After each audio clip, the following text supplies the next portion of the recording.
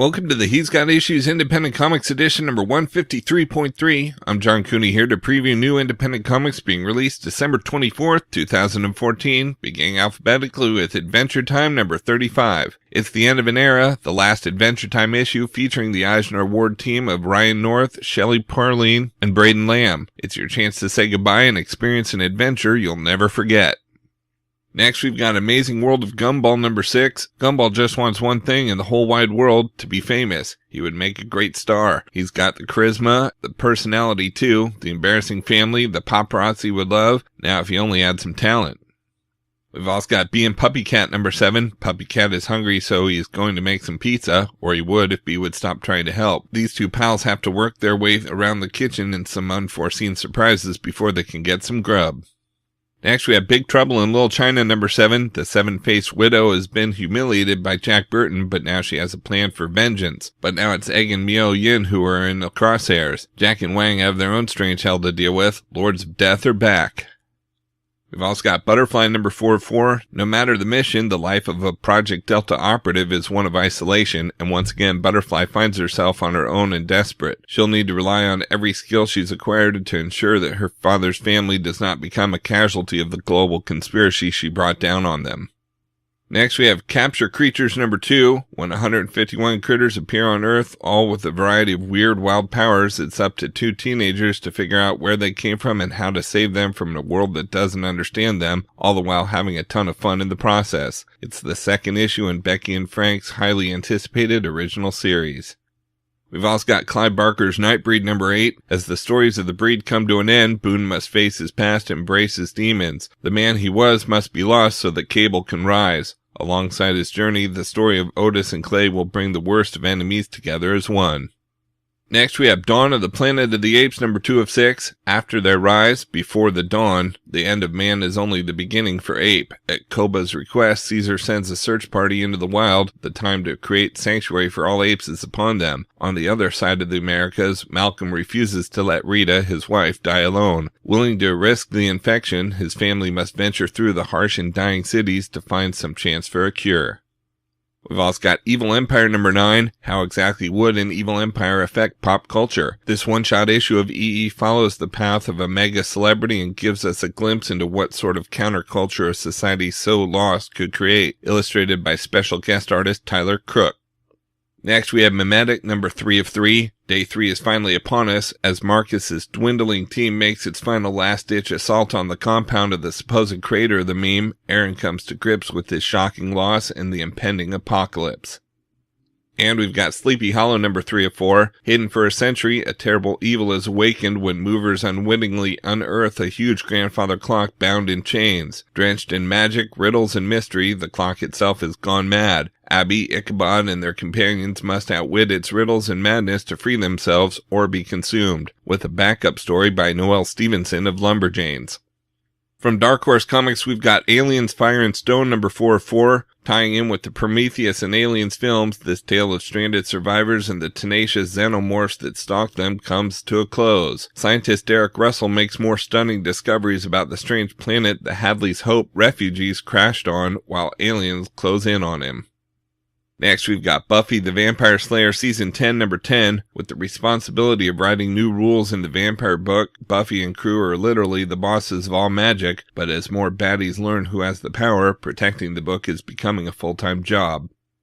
We've also got Captain Midnight number 18. With teleporting assassin Helios on a tight leash, Captain Midnight and his allies soar south to infiltrate the impenetrable jungle compound and attempt to capture Midnight's sidekick turned enemy, Chuck Ramsey, and force him to answer for his crimes. But what traps lie waiting in the undergrowth, and what mysterious forces is Chuck tapping into? Next, we've got Colder the Bad Seed number 3. A glimpse into Declan's past holds a startling and strange revelation and causes him to slip further into an insane and dangerous hungry world. We've also got Conan the Avenger number 9. A war, a spy, and false allies stand in Conan's way as he and his comrades fight to free the slave girl Natala in order to learn the location of a legendary treasure. Next, we have Father's Day number 3 of 4. A father-daughter road trip should be a happy time, unless that daughter hates her father and his former mob employers want him dead. And how does an ex-hitman who has renounced violence fight back? Maybe with the help of a former colleague who has renounced nothing. We've also got Grindhouse Drive-In Bleed Out number 2 of 8. When you think of comics that really bring that Christmas spirit, put Grindhouse at the top of your naughty list. We're leaving sex and violence under your tree this year as the desolate plains of the West fall victim to a terrifying quartet of cold-hearted demons in Sleigh Ride's gory climax. Next we have Halo Escalation number 13. Requiem has been destroyed, but the real war between Commander Sarah Palmer's Spartans and Jewel Madama's new covenant is just beginning, and everything hinges on control of one all-powerful artifact. We've also got the massive number 30, Dead Calm, Quiet Seas, Second Chances. The Ninth Wave crew enter a brand new chapter in Earth's history. Next we have Mind Management number 29. Marrow takes on the Eraser one-on-one with deadly results, but will a familiar face and sunglasses show up just in time? We've also got Resurrectionists number 2. Jericho Way is a resurrectionist, a unique person who can unlock the memories and abilities of his past lives. The architect turned thief is on the verge of sparking the connection to his own history with the help of an enlightened resurrectionist called the Scout, but time is short. The evil Sojourn Corporation is wise to their actions and will stop at nothing to destroy their plans to complete a heist 3,000 years in the making. Next we have Sundowners number 5. The Sundowners are on the run, pursued by the law and a horde of invisible aliens. Will they be able to forge a super team from the remnants of the support group, or do they need to turn to a new hero to lead them? We've also got Terminator Salvation, the final battle number 12 of 12. This is it, with John Connor's fate now sealed and Skynet taken over by the psychotic intelligence of Thomas Parnell. Has humanity reached its final hour? And we've got Tomb Raider number 11, the newest addition to the Tomb Raider saga, co-written by Gail Simone with Rihanna Pratchett. Lara is risking her life to reveal a terrifying secret. However, while she's globetrotting, things aren't right at home. What price must Lara pay to learn the truth?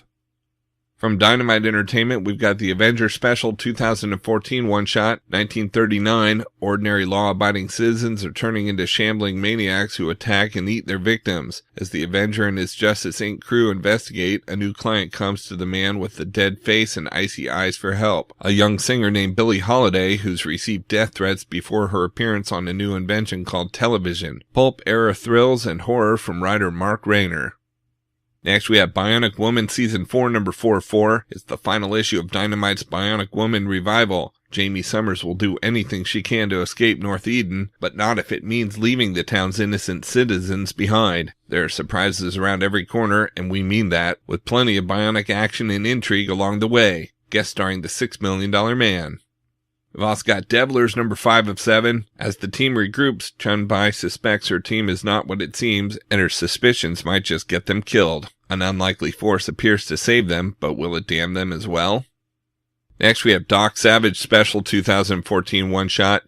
Known as the cousin of world-famous adventurer Doc Savage, Pat Savage wants nothing more than to prove she has what it takes to be a hero. What starts out as a thankless job as a babysitter soon turns into an epic life-and-death struggle that finds Pat squaring off against sinister forces. It's a double-sized tale of two-fisted action starring the First Lady of Pulp Adventure, Pat Savage, Woman of Bronze. We've also got Purgatory number 4. With the chalice of regeneration in her hot red hands, Purgatory is one step closer to regaining her powers, but in order to get them back, she's going to have to return to the fiery pits of hell. And we've got the Shadow 2014 one-shot. Faced with a world without the Shadow, his agents must step up and take down a crime syndicate that's crippling the city. From the mean streets to the mountains of China, the agents run a counter-operation to break up this menace and uncover its mysterious leader. Margot, Jericho, Cliff, and more unite to stem the bitter fruit of crime. From IDW Publishing, we've got Garbage Pail Kids Comic Book Puktacular number 1. Remember mullets and teased bangs? Stonewashed denim jackets and jeans? Well, not everything about the 80s was lame, because that's when the Garbage Pail Kids ruled the world. Those irreverent, satirical stickers quickly became a pop culture phenomenon, but they never had their own comic book until now. In the spirit of the avant-garde cartoonists and humorists who fathered these miscreants, a new generation of alternative comics creators has lent their unique talents to bring the Garbage Pail Kids into the wacky world of comics just in time for their 30th birthday. Next we have Judge Dredd number 26, Mega City Manhunt Part 2. Everybody wants Dredd. Chief Justice Cal wants Dredd erased since he's the only one who knows the truth about the Council of Five. SJS Judge Verity wants Dredd to answer for crimes in Sector 1. Judge Anderson wants Dredd to stay alive long enough to figure out how she'll get her body back. And Dubby Cruz, an unfortunately Judge Cal lookalike, wants Dredd to leave him alone. Everybody wants Dredd. You'll want Dredd too. Specifically, Judge Dredd number 26. Add it to your pull list now, punk. We've also got Judge Dredd Anderson Side Division number 4, and an all-new adventure from Cassandra Anderson's early days in Side Division. Writer Matt Smith and artist Cal Critchlow present King of the Six Sectors. The theft of cursed Earth artifacts has led Anderson from the mutant-filled swamplands near Texas City back to the criminal underground of Mega City 1, but nothing could prepare her for what's coming next.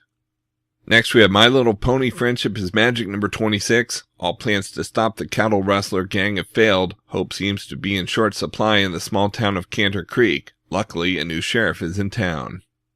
We've also got Silent Hill Downpour and Story number 44, the terrifying finale of the all-new tale spinning directly out of the hit 2012 video game Silent Hill Downpour and featuring fan-favorite characters from Silent Hill lore. Anne-Marie Cunningham's deadly journey through Silent Hill comes to a haunting end, written by Downpour writer Tom Waltz.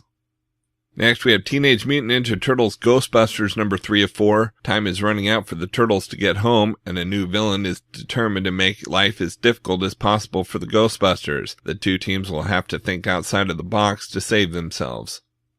And we've got X-Files Xmas Special. The holidays have brought together all the X-Files agents for the very first time. Walter Skinner hosts a get-together for his most special agents, but the festive night turns tense when someone or something comes down the chimney. In the second story, the X-Files team of the 1940s, Bing Ellington and Millie Ohio from the Year Zero miniseries, investigate a potential communist saboteur, but discover an impossible creature, a gremlin.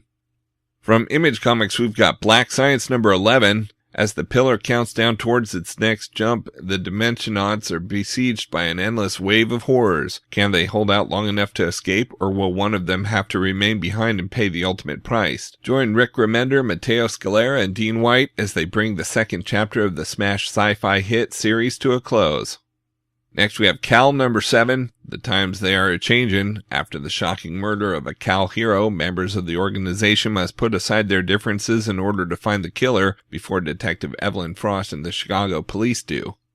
We've also got Dead at 17, Blasphemy Throne number 5 of 7. The final battle between gods and man begins, and all the earth is a battlefield.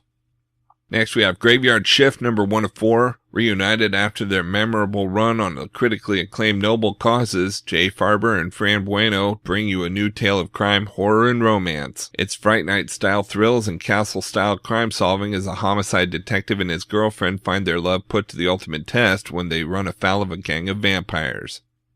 We've also got Great Pacific number 18, Big Game Hunters Part 4, the trash-trouncing finale. All nations have growing pains, and many have known the horrors of civil war. But if this is to be the final battle for Chaz Worthington's new Texas, who will survive, what will be left, and most importantly, who shall rule?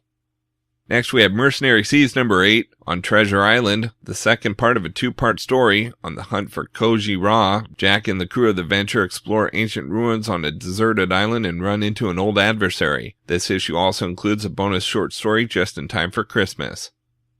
We've also got Outcast by Kirkman and Azekada number 6, Receive Your Mark. Our first group of stories comes to a very startling conclusion, setting the stage for what is to come.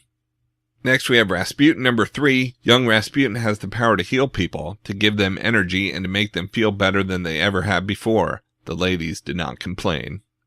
We've also got Revival number 26. Blaine Abel, demonologist, all-around evil scumbag, but now he's on the same side of the angels, offering his expertise with the supernatural. Can M trust a man she once ran into an 18-wheeler? We've also got Sunstone graphic novel. Two women deal with modern themes of sex, relationships, and fetishism in this erotic romantic comedy, so beware all who enter, because to quote a few 100,000 readers on DeviantArt, I'm not into BDSM, but this story, I get it. Next, we have Super Dinosaur number 23. Super Dinosaur has fallen. Derek Dynamo must save the day on his own.